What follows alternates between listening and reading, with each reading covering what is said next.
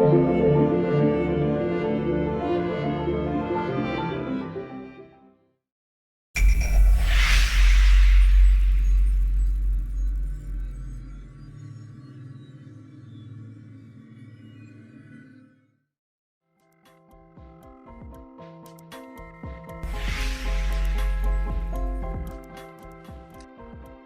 everybody. Welcome to Reflections, the wisdom of Edgar Cayce.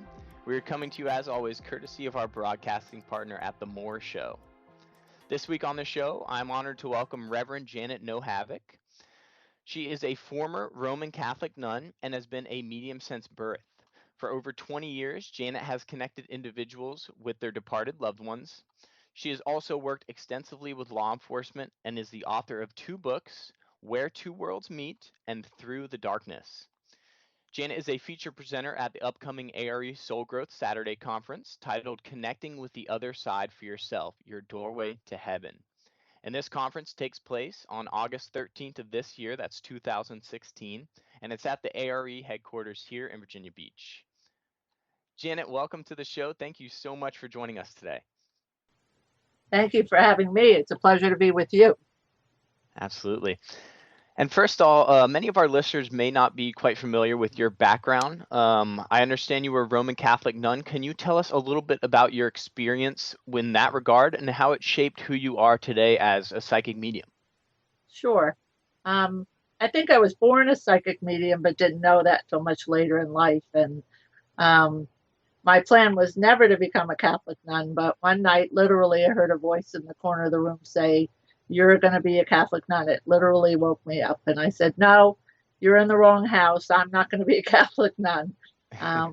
But the more I thought about it, I said, maybe that's what I'm supposed to do with my life, So I started to look around at the most progressive convents I could find and entered the convent. And then I started to look at maybe the psychic medium stuff was more like the mystics or the, religious always had mystical experience. So I kind of then started to look at it in that way. It was a wonderful path for me. It was a great experience. I think it helped develop my mediumship.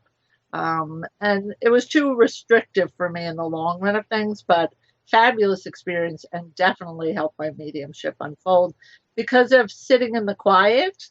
And in the convent, you're encouraged to talk to God, the saints, the angels, everybody on the other side, and ask them to talk back to you. So all I really added afterwards, after I found out what mediumship was, is added, grandma to the list of everybody I was already talking to, and just seemed like an easy mix to me. So it actually really helped unfold my mediumship. Wonderful. And Janet, it's well known that Edgar Cayce struggled pretty often to kind of find a balance between his Christian background and his gift as a seer as it began to awaken.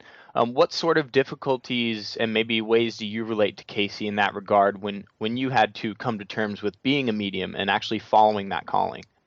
I absolutely respect and I'm glad he questioned that. So I did as well. When I first came out of the convent, and after a little while, someone invited me to a circle, and I would go home and say, "God, you sure you want me doing this?" Or "God, you sure you want me doing that?" So much like his story, I really questioned it a lot. And I think that's a really healthy thing to do. But I think my whole kind of outlook on the spiritual God connection, what's right and wrong, has shifted a little bit. But I definitely relate exactly with what he questioned. And I encourage people to do that, So like attracts like, and I definitely come from a place of love and service to God, much like he did. So I identify a lot with Edgar Cayce and that real questioning of God. Wonderful. And do you remember, Janet, the first time you kind of came across Cayce's story or any of his readings and how that kind of affected you at the time? It was right after I'd come out of the convent, and I left. I didn't have a lot of friends when I came out, and I visited a friend in the town where, not far from my house, and there was a lady who had a New Age bookstore, and she said, "Why don't you come along?" And that's when the questioning was the similar thing. "You sure you want me doing that?" And there is a river in the Edgar Cayce books. He's absolute legend, I have to say, in the field of all of these things. So it was really right after leaving the convent that I came across his work. Wonderful. And Jana, as an experienced psychic medium, what insights can you give our viewers into what the other side is like? What have you gained from your experience in that regard?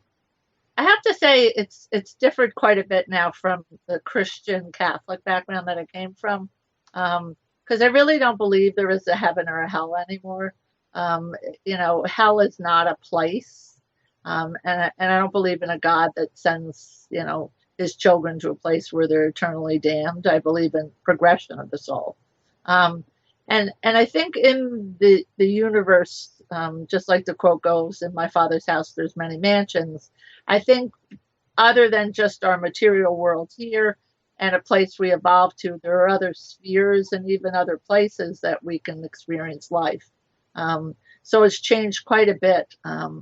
I've probably been influenced quite a bit now by spiritualist philosophy of, you know, um, when you pass, your life goes on. And it's much like Edgar Cayce said, I've just slipped away through a doorway, to a greater existence, I have to say. Um, and I believe once we arrive on that other side, we go through a life review of how we've done, where we can grow, and decisions are made, how our soul continues to progress. Edgar Cayce certainly had a belief in life being continuous, and so do I. And I have to say, my philosophy now is in a much more loving way than some of the damnation or hell or suffering or purgatory that I used to believe. A lot of that belief is gone, and it's not what I've encountered with dealing with the other side. Excellent. And you said you don't believe in a hell anymore. Cayce kind of gave this idea, and it's been presented by many other teachers, that hell is a state of mind that can be created here on Earth. Yeah, would you agree with that? Could you expound a little bit? I absolutely agree with that. You can have hell just here.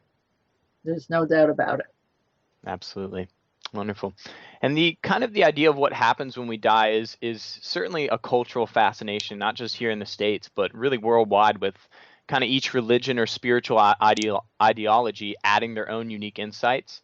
So I'm curious, Janet, what truths have you found in regards what happens to our loved ones when they die? Because I know when we lose a loved one, it's such a devastating thing. And I think what makes it so devastating is the fact that there's just so many unanswered questions, and there's a lack of general knowledge amongst the public as to what's going on when that happens. I think the spiritualist philosophy is that, there's death to the physical body, but immediately your soul, your spirit, your mind continue on. And we are met by our loved ones, by helpers from the other side. And it's almost like a settling in period or a healing period to the greater side of life. I have to say, some would call it heaven, other people have called it Summerland. There's real mixed feelings about reincarnation and whether we come back here or whether we have to come back here. And culturally, as you've said, there are beliefs. Buddhists believe we reincarnate almost immediately, I have to say. The spiritualist belief is that we travel as group souls and that the reincarnation would not be immediate. And maybe we don't have to reincarnate here anymore. It's not an easy planet. So, sometimes we come in agreement just to be part of someone else's life. There's definitely a healing process that happens. So people that were sick, there's a wholeness there. The illness is left with the material body. If there's been tragedy or where there's suicide, there's definitely a welcomeness and a healing to that. Well, my grandfather had committed suicide, and back when I was young, mostly because of the faith I was raised in, those people were never going to rest. Their souls were doomed to be unsettled forever. And that's certainly so far from my belief system today. And then, old people don't stay old, babies don't stay baby. You come to a place of a medium age, for lack of better words. Dr. Raymond Moody, who I know has spoken at A.R.E, says it's hard to describe the other side because we don't even have the words to describe what that's like. Here on this planet, we see color. On the other side, we blend with color, and we don't have a word for that, I have to say. And he finds that's the hard part of describing the other side. We don't even have the lingo to go into it, I have to say. So, but Culturally, there's very different belief systems, and I think in your life you should become your own philosopher. So look at the body of evidence and decide where you stand at this time. If in 6 years from now you had evolved to a different belief system, God bless you. Live and let live. I don't try and change people's opinions because I believe something. I kind of stand for what I've researched and come to believe at this time. And there are those similar to me, and there are people completely different to me, and God bless them all. Wonderful. I love that. Thank you. And I'm sure our listeners are curious in talking about this kind of idea of losing loved ones and what happens when they pass over. I'm sure our listeners want to know, can when a loved one passes over, can they truly hear us when we think about things like prayer and entering a state of meditation? Is there a communication, and can they actually hear us, I guess I would say? What are your thoughts on this? I absolutely believe they can, because on a soul's path in this lifetime, we are soul incarnate. As we make our transition, we are soul discarnate, but that does not stop communication between the souls. For those of us who choose to believe in that, for those of us who engage in that, the connection is certainly still there. It's when we think that separation is there and we won't see them until we make our own transition. But, I certainly believe between planes of existence, communication is possible. And hence, for now, we have mediumship. Thomas Edison was working on a black box that was going to talk to his deceased grandmother. Who knows in the future of things, because it's amazing what technology can do. Who knows, possibly in the future there will be an actual device that, allows us to do that, I have to say. But for now, there is mediumship, and ordinary people, every person by their birthright, I believe, has the capability of communicating with their loved ones. And it's not, as simple as me talking to you on this, I have to say. But there's certainly a connection still between heart and soul, just from soul incarnate to soul discarnate. And that's a great point you raised there, Janet. And it's something that is really a part of the Cayce philosophy as well, is that Cayce was very eminent about making sure that everyone knew that these psychic abilities, this ability to tap into mediumship and contact other ones on the other side, and also to cultivate your own psychic abilities to apply in your life. Everybody absolutely had those abilities. So I'm really glad you brought that up. And I guess in saying that, Janet, what would you tell our viewers are some of the best ways to cultivate that for themselves to better get in tune with their inner medium? I'm very careful about where you choose to develop that, I have to say, because Edgar Cayce and the whole foundation in West Virginia, and even the learning centers, not far from here in New York City, kind of stand for a place of integrity in the development of those gifts. There are places where you can go, unfortunately, where it's not very grounded. So I would find a circle or a group or a center that's highly respected, I have to say, and comes from a very grounded place. Certainly, the vast amount of books published by the Edgar Cayce Foundation, or even if there's a psychic or a medium that you really come to respect, and then just start to slowly, kind of, to me, awaken to these other senses that you haven't used in your own lifetime, and the capability of talking to the other side. So I would find somewhere, or a teacher, or even literature that just stands for a real integrity about the whole field, so you feel comfortable unfolding it. If you can find a group, that you can sit in once a week, that's even better, because then you're practicing, with living human beings, which is fantastic, I have to say. But definitely who you choose and where you choose to develop is critically important, I have to say. Yeah, absolutely. And you brought up another great point there, Janet, about integrity. And I know that that is such a huge foundation for your work as a medium. So, in a profession where people kind of put so much faith in the guidance and messages that you bring to them, how important is it not to compromise your integrity in your work? And also, I want to ask, have there been times when you felt compromised in that regard? It's massively important, I have to say, because if I do believe life goes on, like Edgar Cayce did, then what I represent here, it would be really so important for me to not lead people astray, that I'm really very careful in this area, I have to say. And there have been people that have asked, things that I just know I'm not supposed to delve into. I don't predict death. I believe that's between people and God. Um, People have come and asked questions. Culturally, we had a couple come that was very different, and in their culture, female children were not valued, and the woman was pregnant with a female and a male child. And she came and wanted to know if it was okay with the other side if she terminated the female child and kept the boy, and had a doctor that was willing to do that. And I just said, you know what? You need to go home and talk to your husband about this. I'm not going to get in this kind of decision, because karmically, there's certain things that aren't my place to be involved with.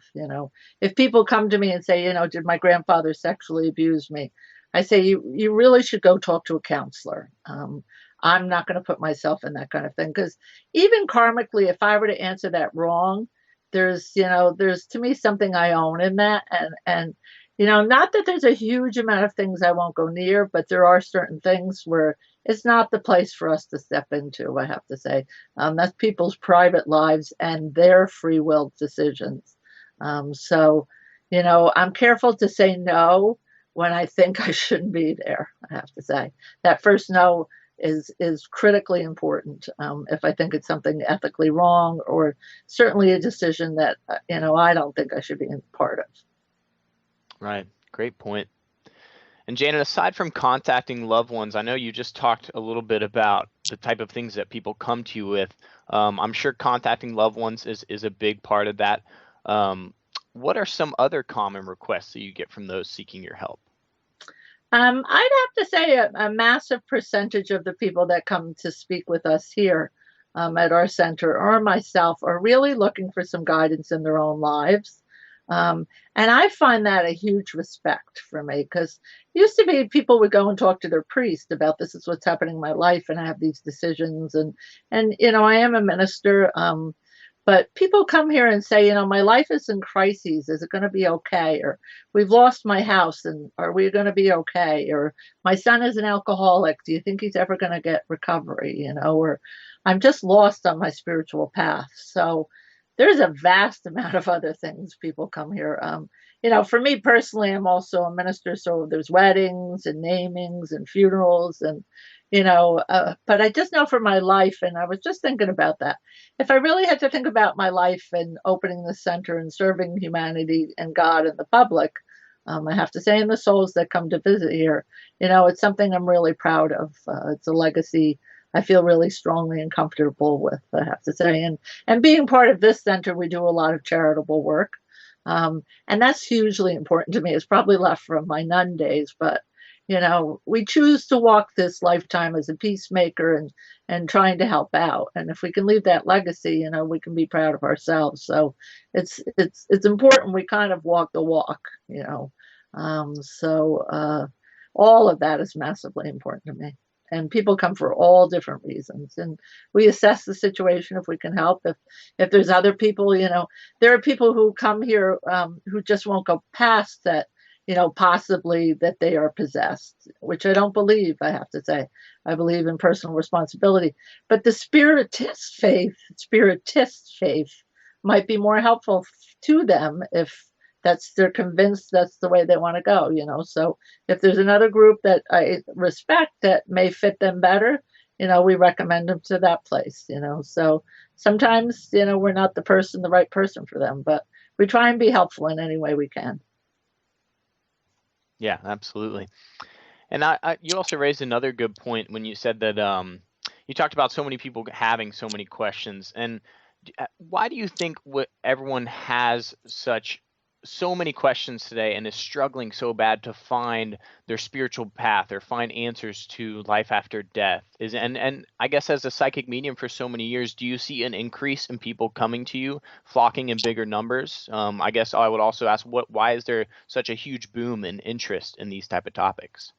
I think for a couple of reasons, I have to say. I think people personally are disillusioned by just living in a material world. And there was a huge, we go back 10, 12 years ago, there was this huge, the more you could get, the bigger the house, the bigger the everything. And I'm not saying living comfortably isn't wonderful, But when the material things start to crash, it leaves you saying, what's going on? I have to say. So, we're a spiritual being in a material world, but if we don't pay attention to that spiritual nature, we start to question everything. And I think there's a huge amount of that questioning going on. I think the other thing we're seeing is, in some ways, traditional religion falling, because in intelligence and really the questioning mind starts to say, you know what, I don't believe that anymore. That doesn't fit me anymore. So as we start to look at that spiritual piece, we start to question everything, I have to say. So people are really in a seeking place. And I find it really exciting because I have to say, if people awaken spiritually, the planet's going to be a much more peaceful place. And I have great hope for that, because the ordinary man and woman on this planet just want some peace, be able to make a living, do the decent thing, and enjoy aspects of this place we're going through for this walk in life. So from 20 years ago when I came into this, there's a massive awakening, and I find that really hopeful and really a good sign for humanity. Yeah, absolutely. I couldn't agree more in that regard. And you raised another great point there, Janet. You have experience as a Roman Catholic nun, and I'm curious. You brought up the point that kind of religions are not necessarily always crumbling, but really trying to have to rework themselves and kind of evolve with the change in consciousness that's going on. So, as a former Catholic nun, what are your thoughts on the future of the Catholic Church and the role of kind of the Pope to followers of the Catholic faith? Do you see this role as evolving with the ever-changing needs of the people? I think we've already seen things that have been said in the past, almost like, oh, there is no more purgatory, or there's statements coming out that even for me, from my background, have me questioning, well, if you were so strong on this for so long, how's this changing? So I actually question that a bit. Um, and there are going to be those who want to follow that staunch middle road, I have to say. And God bless them, I have to say. But there's now a new American Catholic Church that's trying to emerge, that's much more inviting and loving to everyone. So I'm concerned for that movement, I have to say. And if it stays the way it is, it's just going to continue to crash, I have to say, I believe. It's flourishing in third world countries, I have to say. And even the priesthood and nuns, they're just not entering in this country. But in other countries where in some ways it's a way out of poverty, is still flourishing, I have to say. You know, what's evident in this country, I have to say, in what we see happening with that, with the closing of so many schools and the condensing of churches, I have to say, that was old knowledge, I believe. And I myself, I have to say, there's a great book written, The Rock of Truth, that really questioned the whole of it as control and fear methods. And control and fear doesn't work. And faiths that are going to continue to come from that place, I have to say, they've got to decide for themselves whether they're holding on to it. But I think you already see the Catholic Church just ebbing a little bit. I'm just afraid that it's going to lose itself because it's holding on for too long. Right. That's a great point. Any religion that's coming from a place of fear and holding on kind of to the old, not evolving with the new, you're gonna see struggles within those organizations. I agree. Yeah, and absolutely. I'm a big believer, and it's part of a lecture I do, that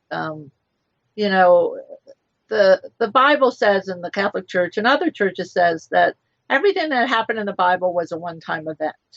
Long ago there was burning bushes and angels talked to people, or there was transfiguration, or all of that. Jesus talked to someone on the road to Emmaus. I don't believe that was a one-time event a long time ago. I believe in current revelation. I don't think, and you can choose to live your life in that way, that angels are still talking to you, that, the burning bush is still there, that there is, manna from heaven. And I felt that was a great disservice to humanity, that it was a one-time event a long time ago and you're not part of it. So I choose to live my life very differently, that all of those events are still possibility. That's a great point. And in contrast to that, you offer the idea to all the people that you give private sessions to, and the speaking gigs that you do, you say that we have a host of helpers, angels, guides, and departed loved ones who walk with us every day. It's a very current thing happening still, as you said, and these are encouraging for us because it encourages us not to miss out on their help and guidance, and that's a big thing that you are very very big to push out there. So I guess in saying that, Janet, what ways do you suggest for our viewers we better learn to connect with these helpers? I think just the possibility of that being there, I have to say. And once you broaden yourself and begin to develop awareness of that, I have to say, it's almost going into a still point within yourself in this interior world that we carry with ourselves all the time, I have to say. So it's kind of like quieting the outside material world and going into this interior world. And maybe by starting in a place of prayer for those guides or those angels or your loved ones to come and sit a while with you and talk to you. There's meditations you can do. That will certainly be part of that class, to introduce you to ways to do that with that. I will say in a note there, that there are people that may hear voices that are telling them to harm themselves or harm other people. That would certainly not be a voice we would see coming from those loved ones or angels from the other side. And at that point, you would have to consider possibility of some mental weakness or even illness there, I have to say. So there is a little line in there. But Nikola Tesla, who, was known by Edgar Cayce, I have to say, was a genius, an absolute fabulous inventor. And he talks quite often, I am hooked into this great power that is out there. And he listened often to those other voices speaking to them, I have to say. So Nostradamus, certainly Edgar Cayce, I have to say. All of them were hooked into this other sense of information that is not part of just our friends talking to us, And I think it guides us through life. So certainly through guided meditation, certainly through books that, show yourself how to connect to the other side. But really it's just sitting in prayer, I have to say, or a quiet place and reaching out to those loved ones, to that other, to me, as I mentioned before, we're souls incarnate now. We're reaching out to souls discarnate. We're just living somewhere else at the minute. And if you open up that kind of doorway to that, I think in life, in everyone's life, you can get that voice of something that's talking to you, like Moses did, or go up to the mountain. I certainly had it in my life, and I think ordinary people should have that as an expectation that guidance, that God that sent them along this journey will in some ways manifest themselves at time. That's wonderful. Thank you. Very empowering message. So thank you so much. Thank you. Janet, I'm a little curious about your method, because there's so many people were so curious about all the little questions and want to know all the details about how Cayce did what he did. So Cayce would go into this relaxed state where he would lay down and fold his hands over his arm, and in essence he would go into a trance. So I guess that would be trance mediumship. So I guess what I would ask is what is your exact process when you go into connecting with the higher realms or connecting for someone through a private session? Can you give us a little insight into that? Sure. And actually, the way I understand it, Edgar Cayce's wife used to actually talk him down into this trance state. Right. And then he would almost receive the information. So there's levels of trance that are there. All mediumship is a slight altered state, but I want people to realize this just almost like, daydreaming is a light trance state. So I don't want them to think it's something fearful or really woo-hoo. And the way I see it is what you're doing really is almost extending your auric field, your conscious mind, with a reach to connect to those loved ones, to those on the other side, the Akashic records, all the information that's available to us.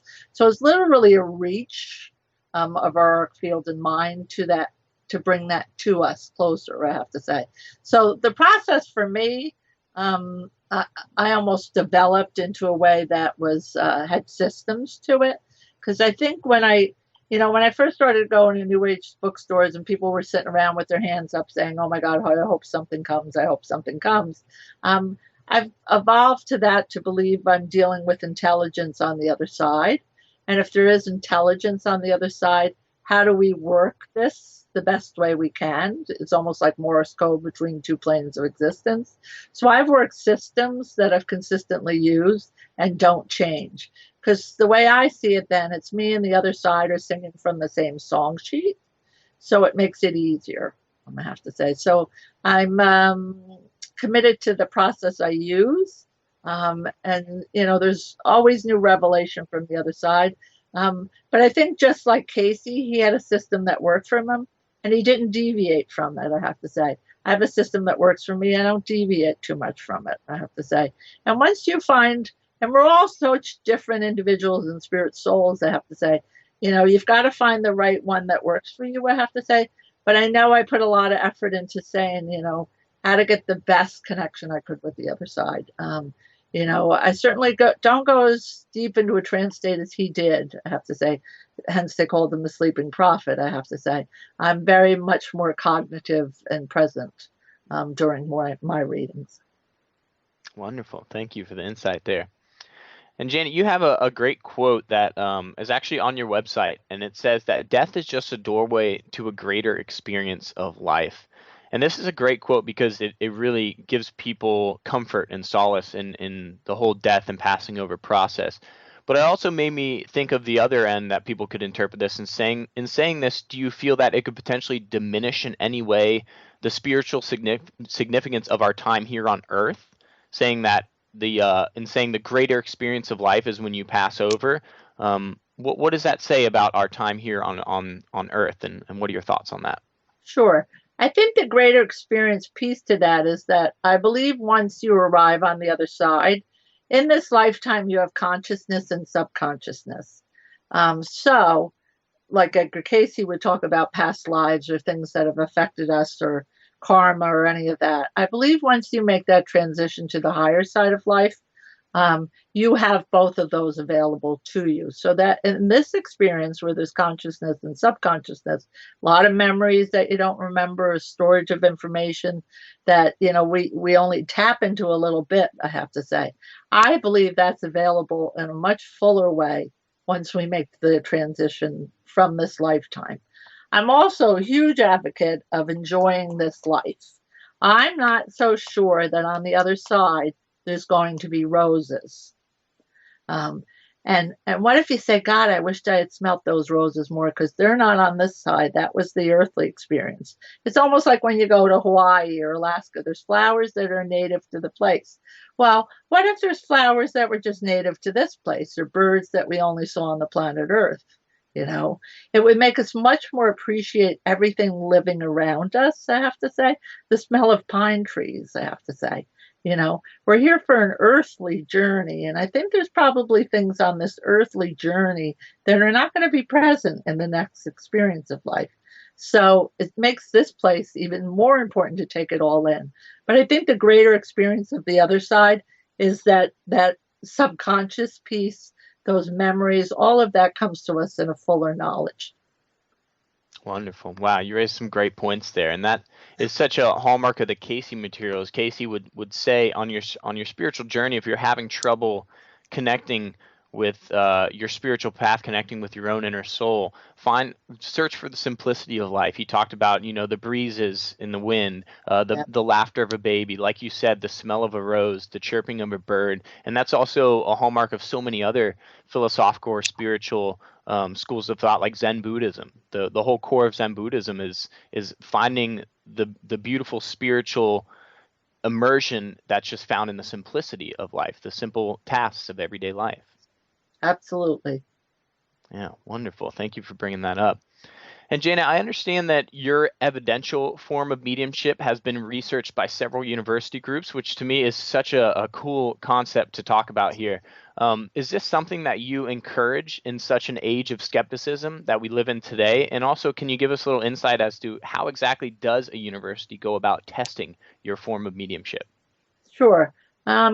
I encourage it because it really brings it into, a scientific level of trying to look at the afterlife and how mediums work differently than just regular people when they're connected to the other side, their brain waves and all of that. So, a lot of the universities, some of them almost put something on your head that's electrical to see how the brain waves are working differently. So that's one level that they have used.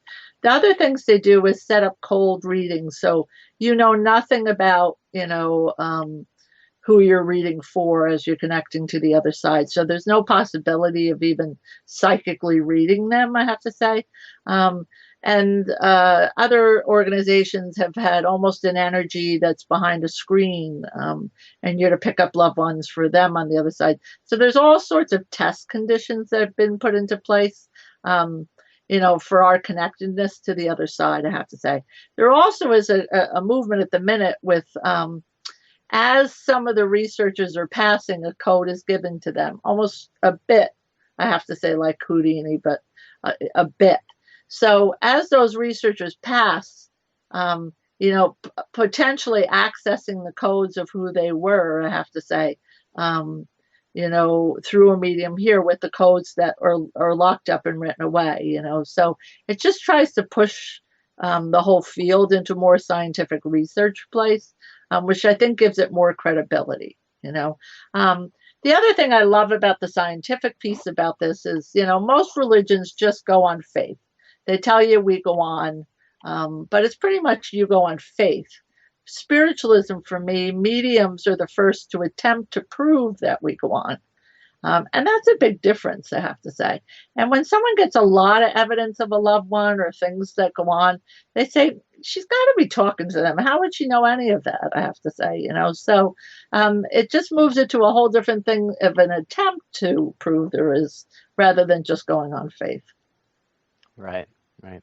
And do you see this kind of blending, this coming together of science and spirituality? I know a lot of people talk about the veil is thinning at this time. So we've talked previously in this interview about everyone is a psychic and everyone has this ability, and it seems to be more prominent now. And a lot of people will tell you that that's because the veil is thinning.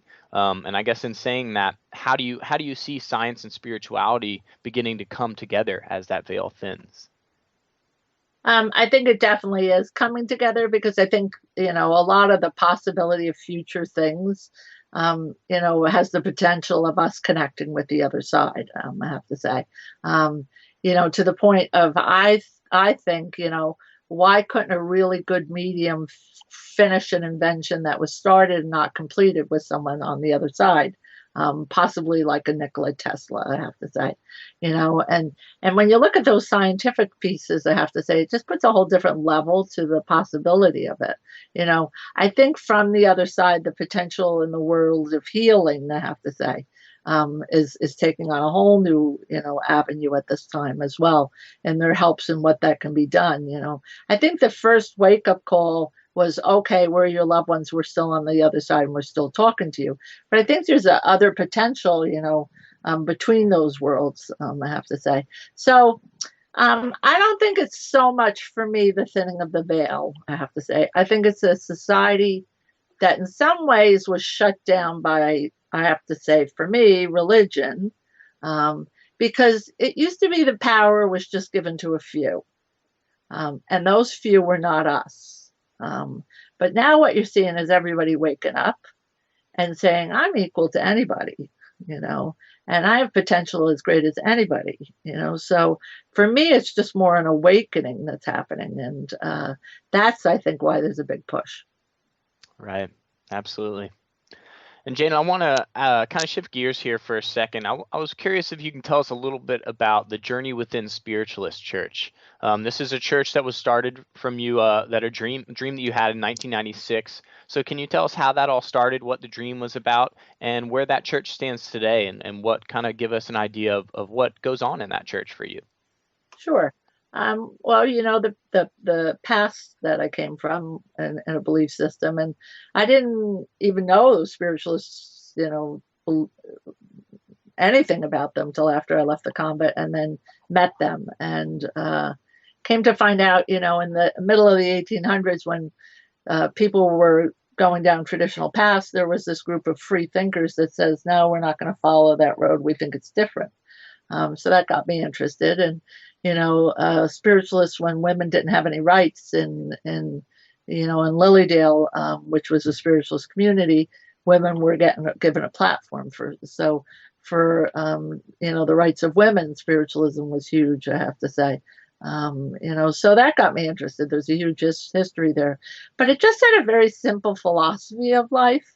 And it just made more sense to me. And that's what said, I think this fits me for now, I have to say. And it gives me a lot of answers to what the other side is like, and what happens to us. And it removed the fears, and it got rid of the hell. And, it got rid of the separation that if you're divorced, you can't come here. Or if you're gay, you can't come here. Or if you're got alternatives there. So I started this church, and it's certainly the most welcoming religion I have ever encountered. And more than that, because, we want to get away from that word, it's just a philosophy of life. So, I mean, everybody's welcome here, and it's an empowerment place, much like Edgar Cayce's center. We just look to empower everybody who wants to come here, I have to say. And it started from a dream, and it just was pushed around and rented little places. And, we started in a new age bookstore in their rental room. We went to a hotel and then used the banquet room, and through an evidential message to a gentleman that came to a service and then a private reading after that. I didn't know who this man was. And over a little bit of time, he invited us out and ended up giving us $500,000 to actually get a real place, I have to say. So we bought an American Legion church. And he looked at life like at the grave, your life is finished. And his daughter had died. And through coming to encounter this and his own experience of his daughter and the own evidence of his loved ones on the other side, he said, I don't look at the grave anymore as the end. I have dreams of my daughter visiting me. I go and I talk with my daughter, It's changed me tremendously, So now we have this wonderful place, which we, and very much like Edgar Cayce's place, steward for other people. You know, Edgar Cayce's place is fantastic down in Virginia Beach. To me, it's just such an empowering place for everybody that wants to come for knowledge, for information, for expanding and awareness.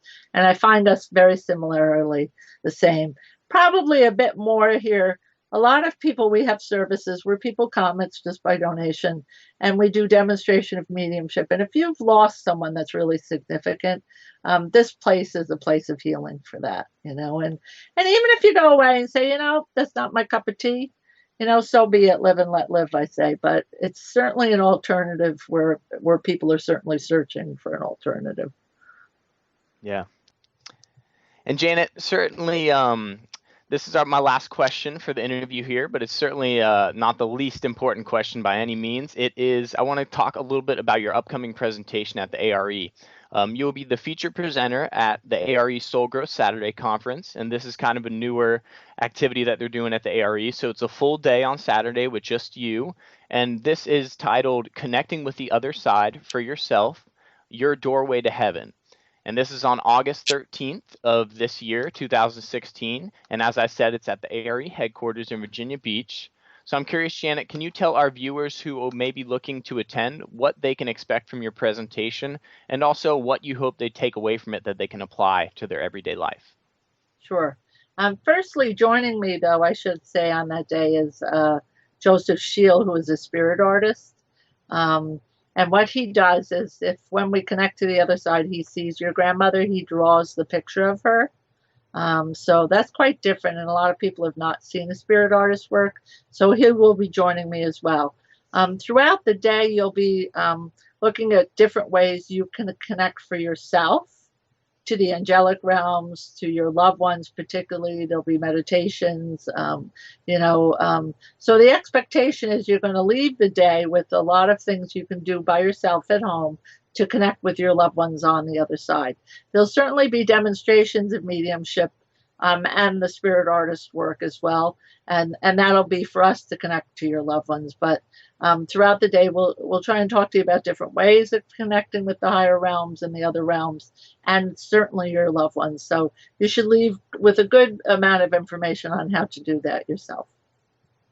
Awesome. Well, look forward to that, Janet. And thank you so much for giving us time today to talk about your incredible form of transmediumship and everything that you've been involved with your background. You're doing an incredible service, and we're so happy to have you a part of the A.R.E family. So please keep up the good work. Thank you very much for having me. Many My, blessings. my pleasure. Right back at you. Thank you. If you'd like to learn more about Janet Nohavec, purchase her wonderful books, or book a private reading for yourself, you can visit her website at janetnohavec.com.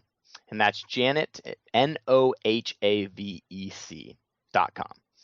On behalf of everyone here at the Moore Show and Edgar Cayce's Association for Research and Enlightenment, thank you so much for joining us this week. I hope you all tune in next week. And until then, stay informed. Knowledge is power. Have a gorgeous week, everybody. Much love.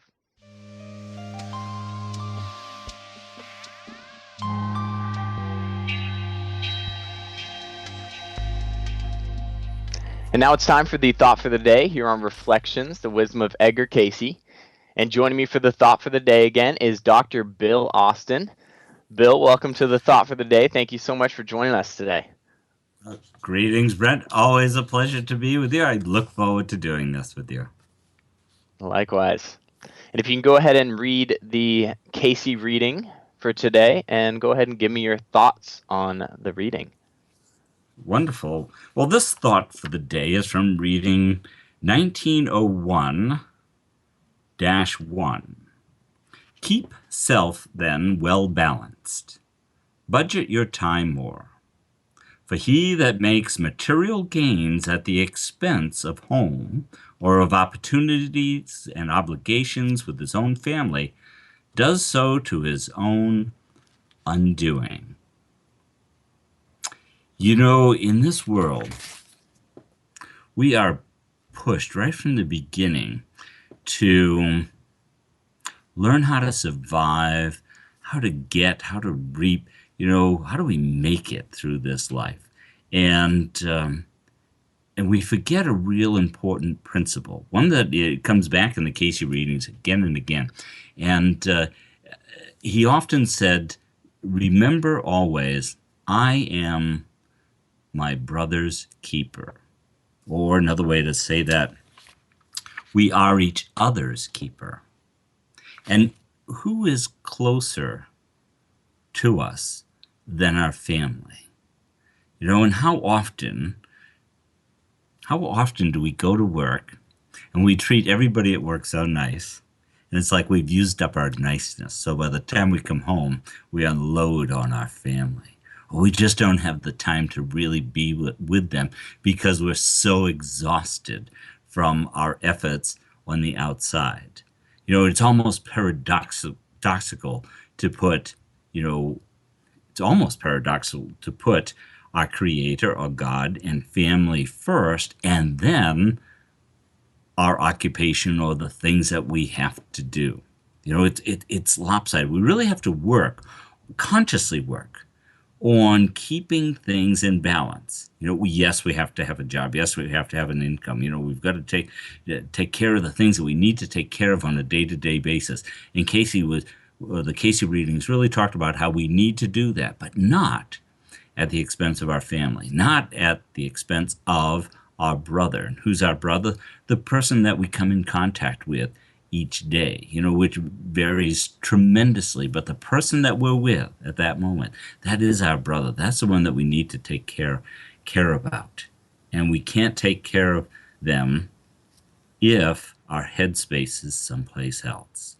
And when he talks about don't be preoccupied with your occupation and forget your home family.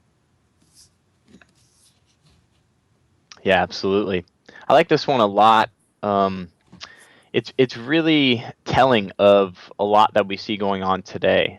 This reminds me in particular when he talks about budget your time more, for he that makes material gains at the expense of home or of opportunities and obligations with his own family does so to his own undoing. Recently, I just watched an interview with David Letterman, and it's the first interview he's done since retiring. And it reminds me exactly of what he said. He basically said this. He said, well, he's got a 12-year-old son, and he basically forewent starting a family because of his career.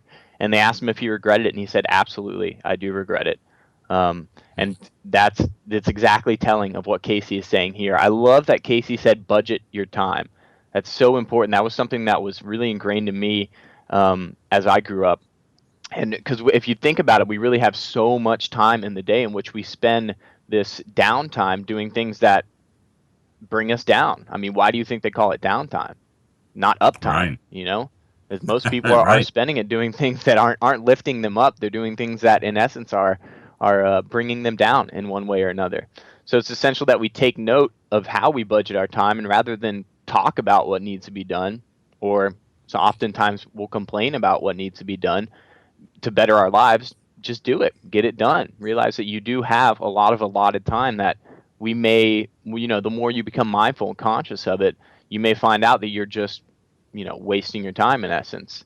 Right. Cayce also talks about the importance of family, as I said. And to me, a sick person refuses to upkeep their family relationships because, and I say that because we only exist because of our parents. The highs and lows that we get to enjoy would never have occurred had it not been for the dedicated effort of the souls who brought us into this world. So in saying Right. that, I always remind myself that I owe them everything. I owe them life.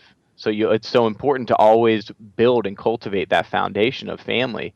And all the money in the world means nothing if you've lost that foundation of love that's cultivated amongst your family members.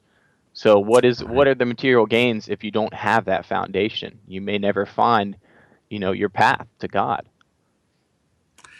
It's such a beautiful thought that you brought up of how we owe so much to our parents. They're the ones that got together to give us this vehicle so that we could come Right. in yet another cycle and work on purifying our soul, our inner self, and becoming one with our original existence, becoming one with that creative force, that creative spirit.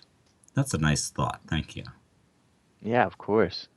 And what better vehicle to do that than through our family and the interaction with our family? I mean, you can't go much deeper than that. Yes, yes, that's great. Wonderful. Well, Bill, thank you so much for joining me again for the thought for the day today here on Reflections. It's always a pleasure to have you on and listen to your own personal thoughts. Oh, thank you so much. Always a pleasure to be with you, Brent. Have a great day. Thanks, Bill. You too. Thanks. Right.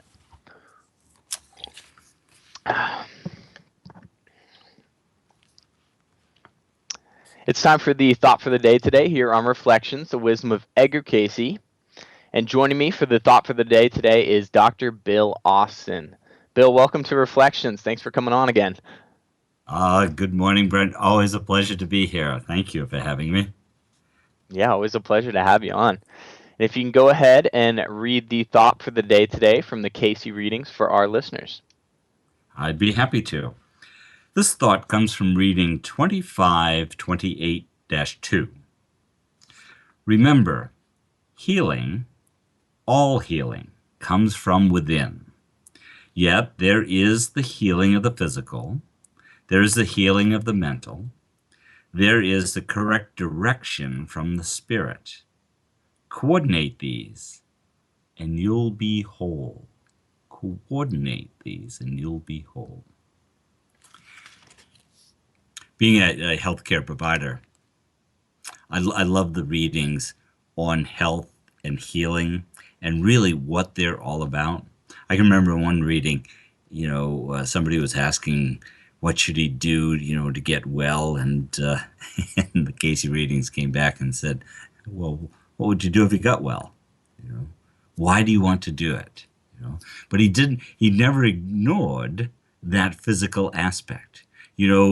We might be dealing with a physical health challenge, and that may be from our going against natural physical laws to bring this on. It may be a physical manifestation, may be from mental emotional stress that has now manifested itself in the person's physiology. It may be dealing with a karmic debt, something from a past life that we need to go through this particular challenge so that we can learn something. When people go to a doctor, a healthcare provider, usually they're looking for a quick cure. What have I done? Can you fix it? And I want to be well again. Sometimes I feel like they're missing the point. And I can understand where they're coming from. But to really promote healing, I think you have to do what you need to do physically to overcome the trauma, the insult that you're dealing with right at the moment. But what is your attitude and emotions towards this? What's the mental aspect of this particular condition? And to keep in mind that the spirit, our essence, is pure, it is whole, it is healthy. That's not the sick manifestation. We're manifesting something because we need to learn certain lessons so that we can remember what our pure essence is. That doesn't mean you were going to have an instant healing from cancer or heart disease or any of these devastating conditions. But we have to have the right attitude so that we can deal with the health condition as well as the treatment program that we're under so that we can use it as a learning experience and get closer to our oneness with God, with this creative force that is whole, is healthy, is pure. Wonderful. I love that. Thank you, Bill. Yeah, I like this one. It's really powerful, and I'm sure for yourself as a healthcare provider, this is an essential part of your core philosophy. And my experience in Western medicine is that this is not a core philosophy that's expressed enough in Western medicine. The idea that all healing does come from within, because how often do we see people who are in essence disempowered to take control of their own health, and they give the complete power to the doctor, whether that be through surgeries, pharmaceuticals, whatever are the most common treatments of the day. Right. So this is absolutely essential to remember. And then he brings the connection between the physical, the mental, and the spiritual, which is the core foundation of the Cayce philosophy. And to me, it's an important reminder that our world that we live in and the people who we fill it with day to day are simply helping to facilitate our own inner journey, should you have the eyes to see that. We look at ourselves as so separate from the people that we interact with every day, and in essence it allows us to put off blame for things and to play the victim, have that victim complex play out within us. But once you start to realize that they're around you to help facilitate the healing that you're constantly going through or is constantly being called to you to work with, it really shifts your paradigm, your worldview of seeing things. And this is also, I love this because it's a reminder that life is really about that constant interplay of our spiritual foundation, as Cayce said, or the where everything is coming from spirit, the resulting emotions and mental aspects that we experience in our mental chatter, and then the physical impact, as I'm sure you know, Bill, that plays out in our physiology. And Cayce made it very clear that's coming from the spiritual being filtered through our mental, and then in essence that's helping to create our physiology and any issue we may have with that. And another thing I really like about this is so much of the Cayce material goes hand in hand with Eastern philosophy, in particular Buddhism. And Buddha has an important quote where he talks about all healing coming from within. And if you're busy looking for it outside of you, then you may go a lifetime without ever finding that true healing. So it's really cool how Cayce's philosophy on life correlated with similar concepts found in Eastern mysticism, when in fact Cayce himself had no real experience or no exposure until probably much later in life to the core concepts of Buddhism. Right. That's an interesting correlation and so true. That even though we may be accepting help from another, going through a certain protocol, those are helpful aids, but that's not where the healing takes place. I think that, if a person has a medication mentality, they need to take medication of some sort.